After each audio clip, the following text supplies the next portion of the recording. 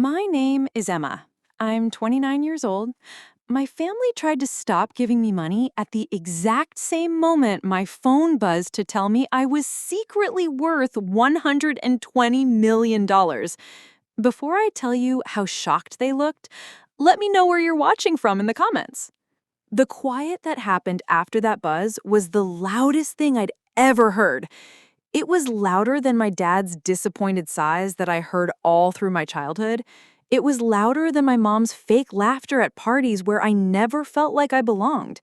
It was a heavy, choking quiet that was only broken by the sound of my mother's fancy silver fork as it fell from her fingers and hit her expensive plate. The sound was like a gunshot in the huge dining room of my family's big house by the lake. Their mean, pitying faces froze, and in that moment, everything changed. So, how did we get to that scary silence? You have to understand what it's like to grow up feeling like a ghost in your own home. Our house wasn't really a home. It was like a museum showing off the Harper family's success. The floors were so shiny they echoed with criticism. There were paintings of dead relatives staring down at us with judging eyes. My father, Richard Harper, was a banker who saw life like a math problem. You were either helpful or useless. My mother, Lillian, was a rich lady whose main job was looking good. My brother and sister, Ethan and Sophia, were the perfect children. They went to fancy schools, had great jobs, and perfect boyfriends and girlfriends. They were the helpful ones.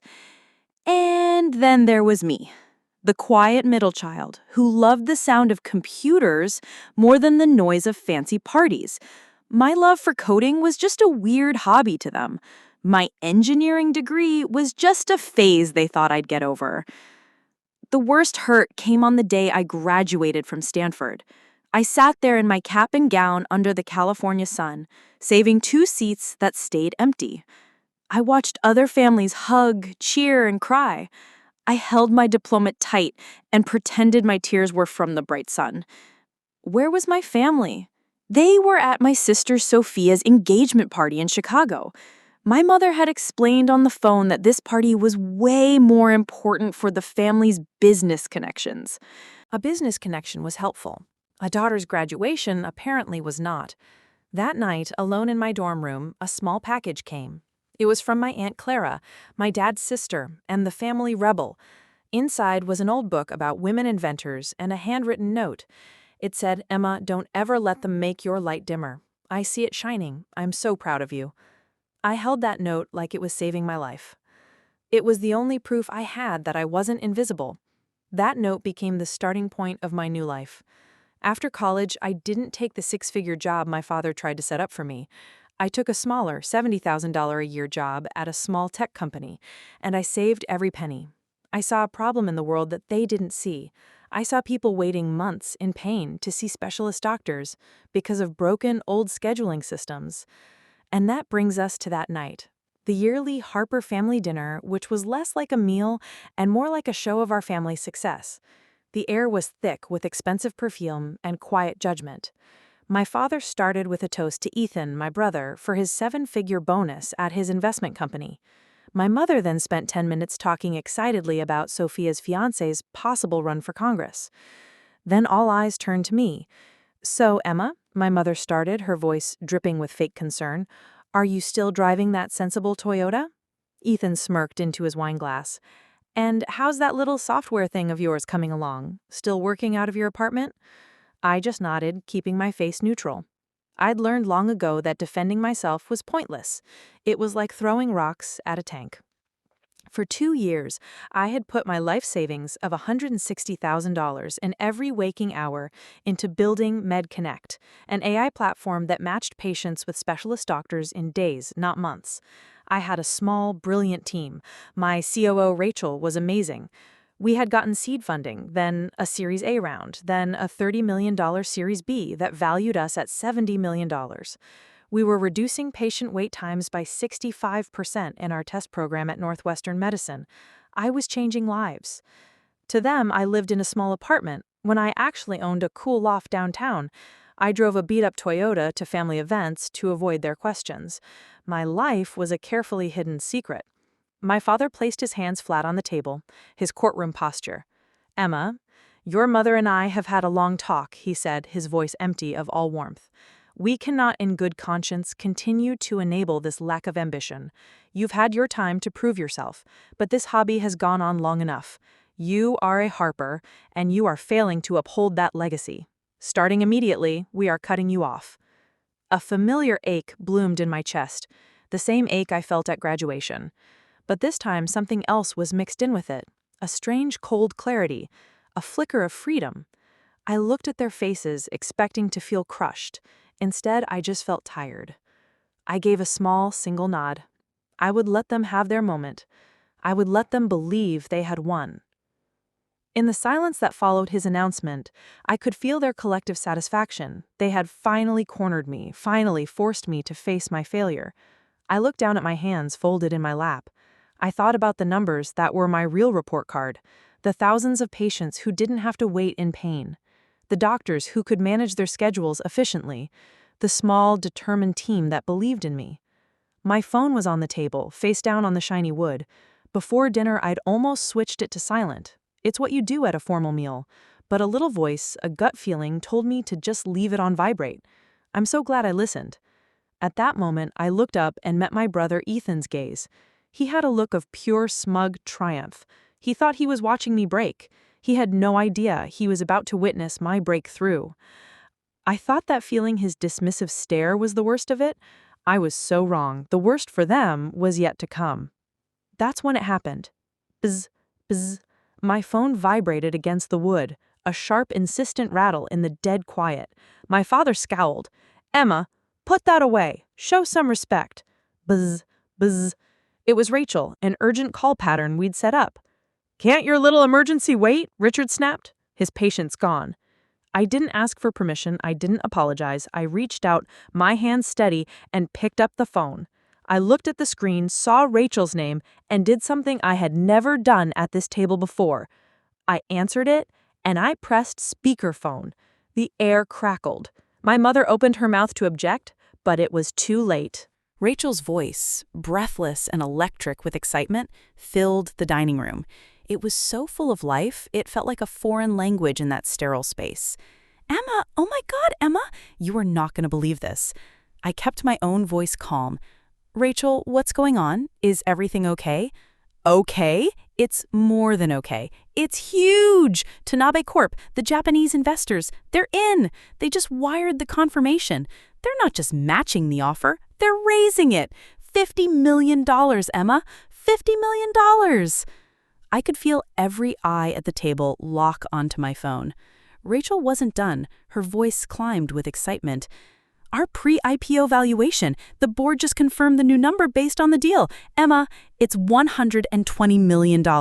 We did it! MedConnect is worth $120 million. Silence. Then the clatter of the fork. My father's jaw was literally hanging open. His face, usually a mask of stern control, was slack with disbelief. The knuckles on his hand gripping his wine glass had turned white. My mother's perfectly applied lipstick was now framing a perfect O of shock. Her eyes darted from the phone to my face and back again, as if her brain couldn't process the information. And Ethan, my golden boy brother, his face went from smug to pale to a sickly shade of green. The triumph had vanished, replaced by the raw, ugly face of jealousy. He looked like he'd been punched in the gut. The spell broke. The shock morphed into a desperate, frantic scramble. 100 million? My father stammered, his voice a hoarse whisper. My mother was the first to find her footing. She plastered a brilliant fake smile on her face. "Oh, Emma, darling," she cooed, her voice suddenly dripping with honey. "We always knew you had it in you. We were just pushing you, you see? Tough love to bring out this brilliance." My father, recovering, chimed in, his banker brain kicking into overdrive. "My daughter, the tech mogul. Emma, the Harper name carries weight. We have connections. We can get you on boards, introduce you at the club, help you manage this windfall." Ethan just stared, speechless. For the first time in his life, he had nothing to say. I let their words hang in the air for a beat. I watched them pivot, watched them try to rewrite history in real time to absorb my success and make it their own. I calmly put my phone back in my purse. I stood up, the legs of my chair making a soft, scraping sound on the marble floor. I looked at each of them, really looked at them, for the first time without needing a single thing from them. Not their approval, not their money, not their love. "No," I said, my voice quiet but clear as a bell. It cut through their fawning. I looked past them to the end of the table where Aunt Clara sat. She hadn't said a word. She was just watching, and on her face was a small, secret, incredibly proud smile. I gave her a tiny nod. She nodded back. "Thank you for dinner," I said to the room, "and thank you for the clarity." And with that, I turned around and walked out of the dining room, out of the house, and out of the shadow of their expectations forever. I didn't run. I walked. Every step felt light. Free. Fast forward 1 year. I'm standing in the headquarters of MedConnect. We occupy 3 floors of a glass tower in downtown Chicago. From my office window, I can see the whole city sparkle. Our IPO was more successful than we ever dreamed. My 51% stake in the company is now worth over $127 million. But I'm not looking at the skyline. I'm looking at a digital dashboard on the wall. It's our live impact meter. It reads 35,000 patients connected with specialists this week. That's my validation, not the number in my bank account, but the number on that screen. Last month, I did something that felt both terrifying and right. I held a press conference to announce the launch of the Harper Innovation Fund, a $25 million fund dedicated to investing in tech startups founded by women. As I stood at that podium, I said, "My name is Emma Harper, and for me, the name Harper will no longer be about inherited status. It will be about building doors for others, not closing them." I took their name and gave it a new legacy, my legacy. I barely speak to my parents or siblings now. They call, of course, they send gifts, they invite me to everything. I politely decline. I've learned through therapy that boundaries aren't walls to punish people. They're fences to protect your own peace. My family is now Aunt Clara, my brilliant team at MedConnect, and the young women I mentor. My anger has faded, replaced by a deep, quiet peace. I finally understand that I was never looking for their money. I was looking for their approval. And the greatest gift they ever gave me was making it painfully clear I would never get it, forcing me to learn how to give it to myself. Just now, my phone buzzed. It's not a 9-figure deal this time. It's a text message from a high school girl I've been mentoring. She was facing the same doubts from her family that I did. The text is a picture of her holding a first-place trophy from the state science fair. Her smile is so wide it barely fits in the frame. I smile back at my phone. That's it. That's the real return on investment. A legacy not of wealth, but of worth. A foundation not built on stone and steel, but on courage and connection.